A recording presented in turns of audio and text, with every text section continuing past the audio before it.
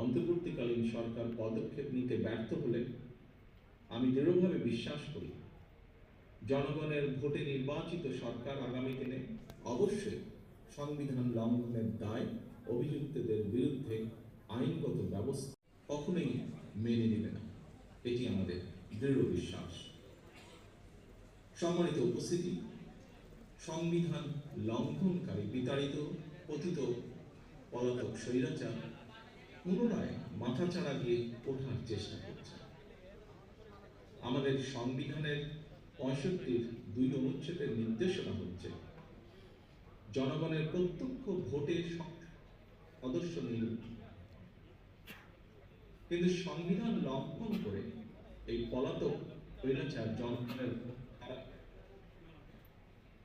3বার অবৈধ সরকার গঠন করে